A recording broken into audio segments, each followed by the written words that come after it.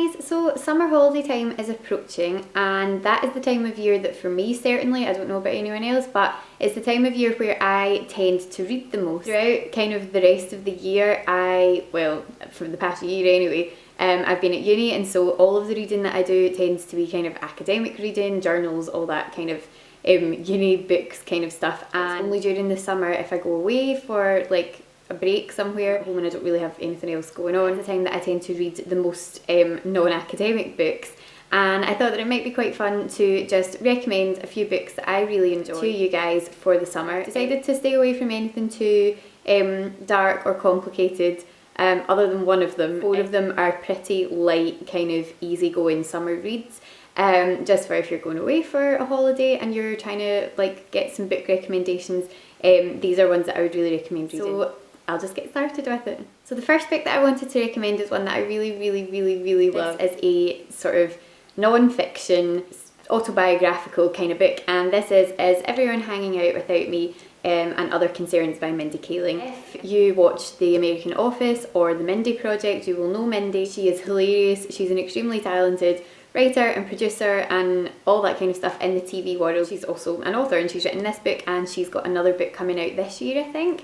And this is just an absolutely hilarious, easy to read, just one of these books that you can kind of dip in and out of over kind of like a period of time. You don't even have to read it all in one go. I think I pretty much demolished it in a really short space of time. You can kind of like just sort of stop and go back to it. There's no kind of ongoing kind of storyline. It's more just little snippets and tidbits of her life throughout childhood, teenage years, growing up, trying to get a job in the TV industry. As I say, if you've watched The Mindy Project or The Office, you'll know how funny she is, and so that really comes across in her writing. So definite recommendation right there.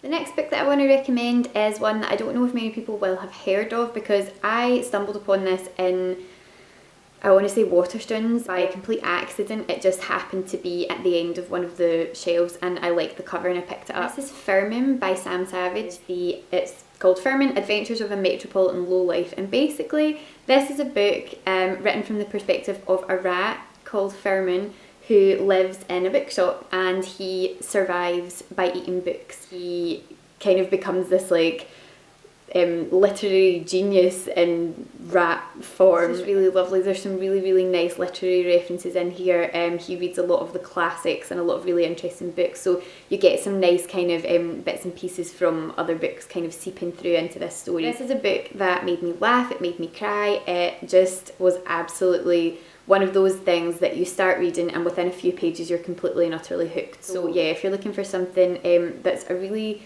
cute but kind of interesting read, this is definitely one to go for. The next book I'm going to recommend is not surprising, and I'm sure that most people have actually read this by now, so you know, apologies if you have, but it is one of my favourite books in the past few years, so I'm going to recommend it. And also it's good for anyone who enjoys the kind of YA sort of genre. This is The Hunger Games, massive surprise, but I was just so completely and utterly blown away by this book when I read it. I remember starting this and just devouring it so quickly because you get so completely caught up in the world that Katniss is in.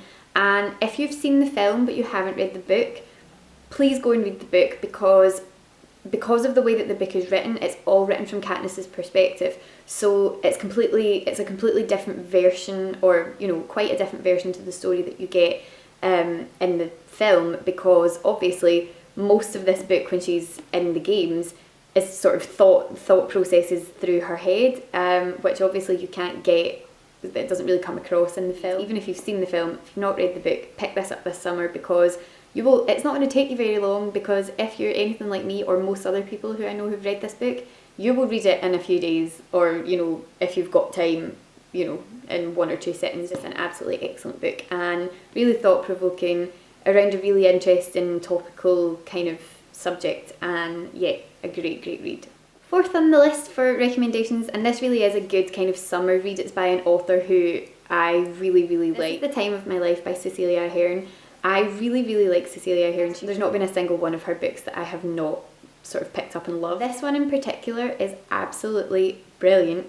It is the story of a girl called Lynsey who basically is at a point in her life where things are not going particularly well. Things haven't turned out the way that she's wanted them to, and she doesn't really know where she's going. And she meets a man who's a sort of strange little character, and he basically turns out to be life in human form, who has come to sort her out, basically, and sort out all of her problems and get her to take her life's for granted and do something about it and do something to fix the problems that she's sort of going through. It's funny, it makes you think about the way that you approach your own life. And yeah, it says funny, touching and insightful by the Daily Express on the front, but I would agree with that. It's just a really nice summertime read, or you know, a read for any time of year, but you know, since the holidays are coming up, if you're looking for something to pick up and take away with you, have a look at this one because it's fantastic. So I know that I said that I wasn't going to recommend anything too kind of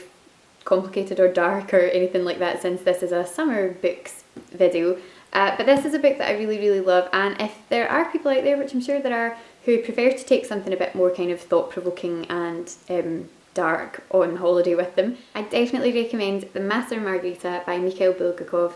This book I read at university and it is just fantastic. It's quite a complicated read because it's a Russian book and people have a lot of names in this book. They have, you know, one character has like, gets referred to by like 3 or 4 different names. So initially when you're reading it, you're kind of going, who on earth are these people? And you're trying to keep up with it, and it skips throughout time to different kind of different scenes, I suppose, and keeping up with it to begin with is a little bit of a trial. But once you get properly into it, it is such an interesting book. It touches on so many really, really thought-provoking subjects. The way that it is explained on the back, again, you know, you look at these things and wonder how accurate these descriptions are, but the back of this book calls it a carnivalesque romp through the dark ages of Stalin's Moscow, and I think that's probably the best way that you could describe this book. Very darkly comic. It is just absolutely fantastic, and so if you are looking for something that's maybe a bit more of a serious read, or not so much serious but not just a kind of like beach book, this is definitely something to have a look at. I read it through uni. One of my courses in my undergrad was comparative literature, and I read this as part of that course and I just loved it. I thought that it was absolutely fantastic. It was one of my favourite books that I read on the course. So yeah, definitely another one that I would recommend you put on your to-read list. So that is it for my summertime reads video. I hope that you enjoyed that. These are a few of my favourite books, and I have missed reading. I haven't really read anything the past year that hasn't been, well, you know, since September, that hasn't been academic. So I'm really looking forward to reading some, you know, more light-hearted, less academic stuff over the summer. If you've got any summertime read recommendations for me, leave them in the comments below, and I will speak to you again soon. Thanks for watching. Bye! My other favourite at the moment is probably Pinterest. I've become slightly pin happy recently in terms of my quotes boards because I love pinning like cute, nice inspiration.